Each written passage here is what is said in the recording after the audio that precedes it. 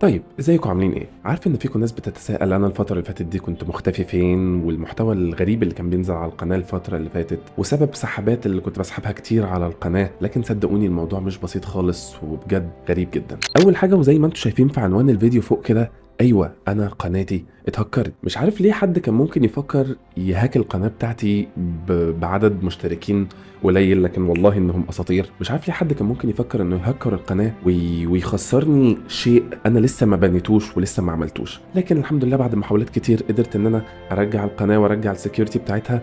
حتى ناس كتير نصحتني قالت لي ابدا في قناه جديده وابدا من اول وجديد، لكن حاولت وجاهدت ان انا ارجع القناه دي بالذات عشان اكمل المحتوى اللي احنا بدأناه بيكو ومكملين لقدام باذن الله.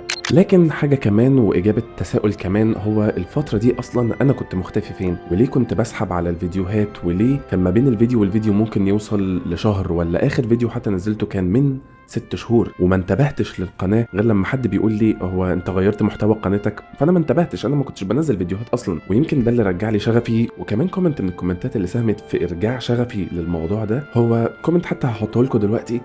كان بيتكلم بمعنى ان والله المحتوى ده اسطوري بس مشكلته في انه بيسحب على القناه كتير ما بين الفيديوهات. ده كان معنى الكومنت وهتلاقوه دلوقتي قدامكم. فاظن ان انا مدين ليكم بشرح ايه اللي كان بيحصل الفتره اللي فاتت دي. الفتره اللي فاتت كانت صعبه، وكان فيها خدمة عسكرية وكان فيها جيش، وكنت بواجه تحديات كتير قوي في حياتي وتساؤلات، وكنت فعلا في فترة ومرحلة من الحيرة ما كانش سهل فيها ان انا اصنع محتوى، وما كانش سهل ان انا اقدر انتج فيديوهات وحاجات تحبوها وحاجات تكون صادقة من قلبي. لكن زي ما احنا متعودين في قصة اي انمي او متعودين حتى في حياتنا عموما، لما بتضيق جدا جدا ربنا بيبعت لك الفرج في اخر النفق تماما. ضاقت ولما استحكمت حلقاتها فرجت وكنت اظنها لا تفرج. الحمد لله الحمد لله على الفترات اللي فاتت، والحمد لله على المرحلة والحتة اللي انا موجود فيها دلوقتي، اللي انا بقيت قادر يبقى عندي الطاقة وقادر يبقى عندي الشغف ان انا ارجع اكلمكم تاني. ولقيت ان مش هيرجعني من الحتة دي ومن المرحلة دي غير شغفي. لكن صدقوني لو قلت لكم الفترة اللي فاتت دي ان انا اكتشفت ان شغفي هو ان انا اطلع اتكلم معاكم، هو ان احنا نطلع نتشارك في الاراء والحاجات اللي احنا بنحبها، سواء كلام عن انمي او سواء عن دوبلاج، اخبار سبيس تون واخبار مركز الزهرة على وجه الخصوص. حسيت ان انا مفتقدكم، حسيت ان انا مفتقد القعدة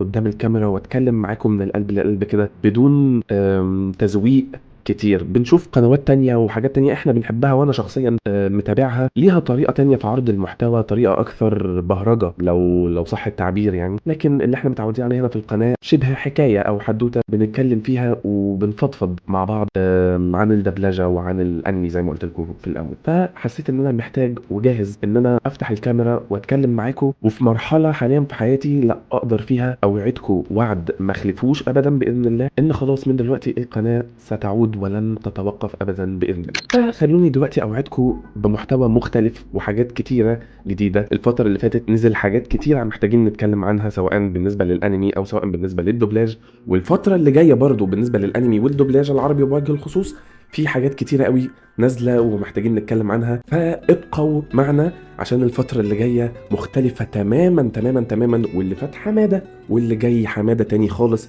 باذن الله. فاربطوا الاحزمه، لان زي ما قلت لكم باذن الله قناه تيفا سمباي راجعه ومكمله لحد قدام، ومش هنوقف باذن الله طول ما احنا مع بعض. وده ينقلني للنقطه الثانيه اللي حابب اتكلم عنها، وهي انتوا الجندي المجهول هنا، وانتوا اللي فضلتوا معايا، وانتوا اللي فضلتوا مشتركين في القناه برغم المحتوى الغريب اللي كان بينزل، وانتوا اللي دعمتوني بتعليقاتكم، وانتوا اللي دعمتوني بافكاركم. وعشان كده بقول لكم المحتوى اللي جاي هيبقى على دماغكم وعلى ذوقكم انتوا. اي حد دلوقتي لسه مشترك في القناه واي حد لسه مهتم بالحاجات اللي احنا مهتمين بيها هنا، سواء بالنسبه للانمي او الدوبلاج، يكتب لي تحت في الكومنت اعمل الفكره الفلانيه، اتكلم عن الانمي الفلاني، اتكلم عن الموضوع الفلاني، في حاجه معينه، في فكره. انا واضع خطه ومفكر للمحتوى اللي جاي اللي هينزل على القناه، لكن كل ده جاهز تماما انه يتغير على حسب ارائكم انتوا وعلى حسب ذوقكم انتوا. فانزلوا دلوقتي اكتبوا لي تحت في الكومنتات ايه الحاجات الجديده اللي انتوا حابين تشوفوها على القناه في حلتها الجديده باذن الله. واخيرا وليس اخيرا، انا مش مصدق اني هرجع اقول الجمله دي تاني.